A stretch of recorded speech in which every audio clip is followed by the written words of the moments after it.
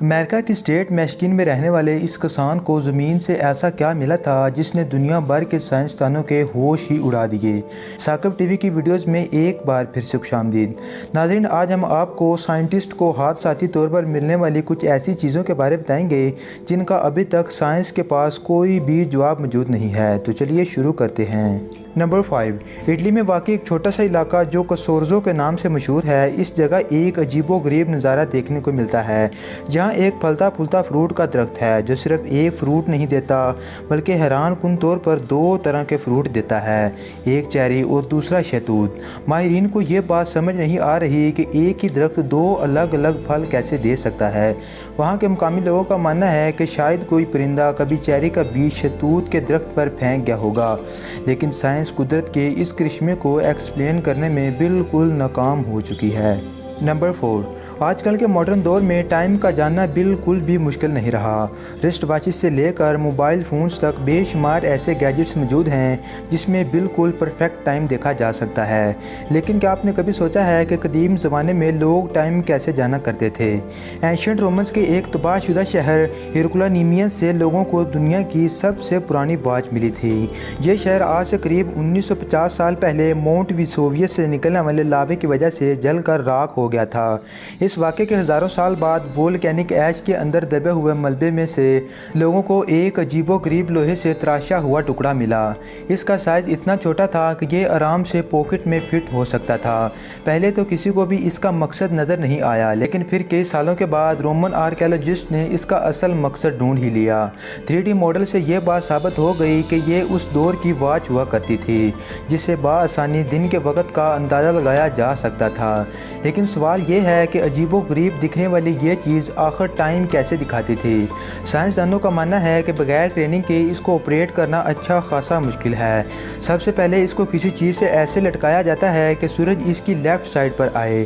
اس میں یہ جو سکیئرز آپ دیکھ رہے ہیں، یہ سکیئر آدھے گھنٹے کو شو کرتا ہے۔ صبح کے وقت جب اس ٹک کا سایہ سب سے رائٹ والے سکیئر پر آئے گا تو اس کا مطلب ہوگا کہ ابھی صبح کے 9 بجے ہیں۔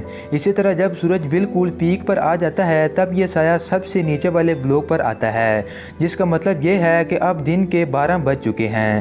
12 بجے کے بعد اگر ٹائم دیکھنا ہو تو اس کی ڈائریکشن دوبارہ سے سیٹ کرنا پڑتی ہے، کیونکہ اب سورج اس کے لیفٹ پر نہیں بلکہ بیک پر جا چکا ہوگا۔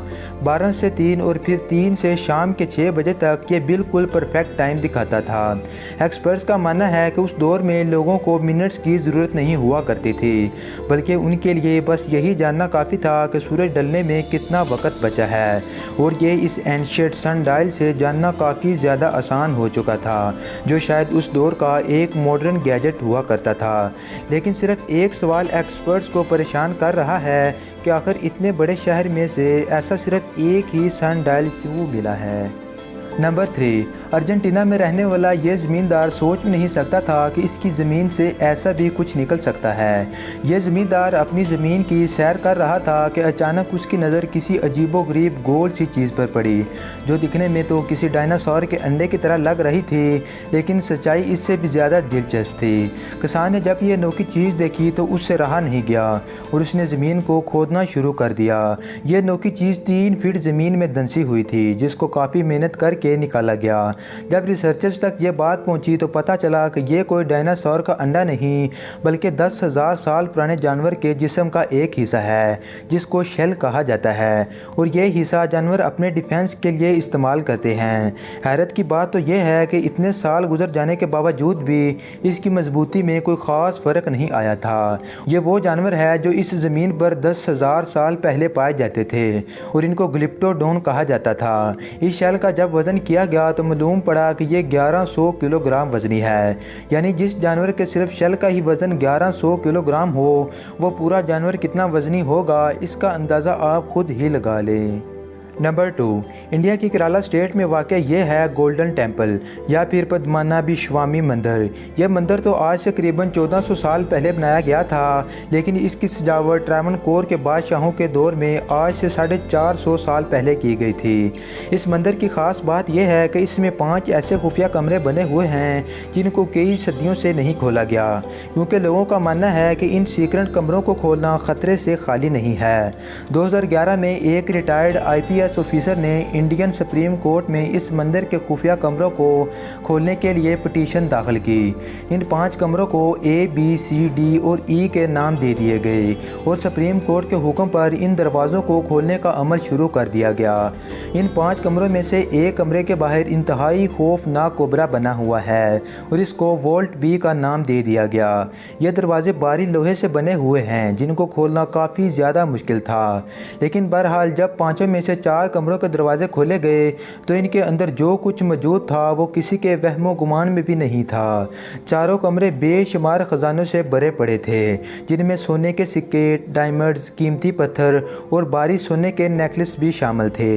इतना ज़्यादा ख़जाना आज से पहले कहीं से भी डिस्कवर नहीं हुआ था। 5वां कमरा जिसको वॉल्ट B का नाम दिया गया था वो लाखों कोशिश करने के बावजूद भी किसी से भी नहीं खुल पाया। लोगों का मानना है कि 1930 में लुटेरों के एक ग्रुप ने भी वॉल्ट B को खोलने की कोशिश की थी, लेकिन अचानक उन पर कई कोबरा सांप हमला आवर हो गए थे। ये सांप कहां से आए थे ये बात किसी को मालूम नहीं है।